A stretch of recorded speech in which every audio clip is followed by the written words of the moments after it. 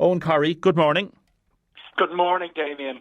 We're talking about lots of issues this morning, but this incensed public about the holiday matters. You're a leading travel expert. What is the latest on the new travel restrictions?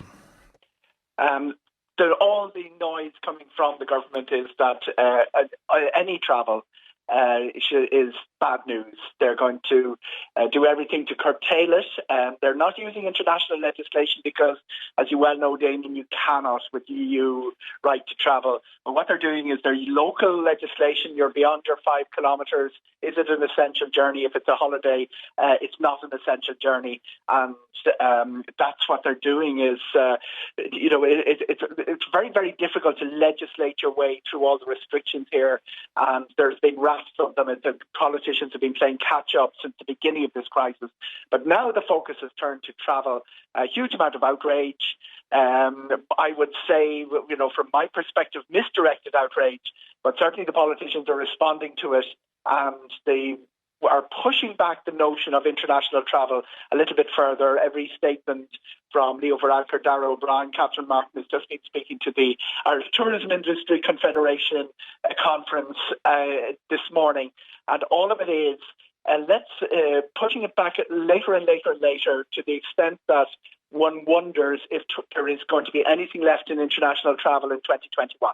Yes, and the increased fines, and it's varying as well in different countries. I was listening to the BBC Midnight News on Radio 4 last night, and they said, and obviously in the UK, England is doing particularly mandatory, like they're charging people to stay in the hotels, 1,700 sterling, and then in Scotland it's different. So every country is doing something different. So nobody's singing off the same hymn sheet on this, are they? Largely we are, Damien. Most of Europe is singing off the same hymn sheet.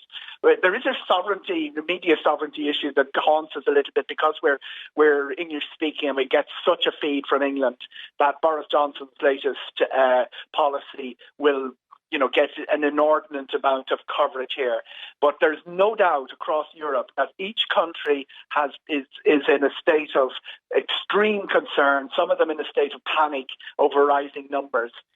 But most of the European Union is held together in keeping their borders open and keeping their connectivity and managing it. And, there are countries that have extremely low rates. A good example would be Finland, who have kept their flights, kept their international travel and managed it very carefully and kept their infection rate really, really low. So I think looking through the world through the eyes of what we're getting off English media probably is misleading us and maybe leading us, leading public opinion here into a sense of trying to follow and do the same thing. Very good point. And the Irish Travel Agents Association, they were at the Joint Oireachtas meeting, I think, yesterday. They're obviously very concerned about what's happening. Basic message, one line from the Irish Travel Agents Association is, if you're going to close down travel, you've got to give us support, because if it comes around to 2022, if you're closing it down for 12 months, so some of the politicians have said, if it comes to 2022, there won't be an Irish travel industry. Travel agents aren't just about your bucket and spade in Lanzarote. In fact, very few of them do that because low-cost airlines have taken that from them. It's about business planning, it's about connectivity, it's about all those companies in Waterford and elsewhere around the world which have foreign direct investment, planning complicated itineraries, even from the listener's point of view, a honeymoon or a wedding with that's what travel agents are good at. But if the industry is wiped out, that'll all be run from Germany, France, UK, wherever. It'll be done by international agencies rather than the local travel agent, who is central to Irish life. I mean, the guys in the 3 or 4 agencies in Waterford would be central to the life in that they are there to sort out the problem when your daughter gets stranded in Australia having missed the flight home. And a text in from somebody, just booked holiday in Portugal, 24th of June for 13 days, myself and the 3 children, delighted at the thought of it, but not sure if we can get there. What has happened to the traffic light system? Traffic light system all got stuck on red. It's like that day in Newlands Cross when they got stuck on red, the whole country comes to a halt.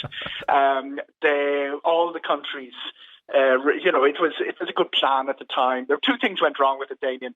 August, green was going to be under 25, red was going to be under 50, and everybody else, or amber was going to be under 50 and everybody else was red.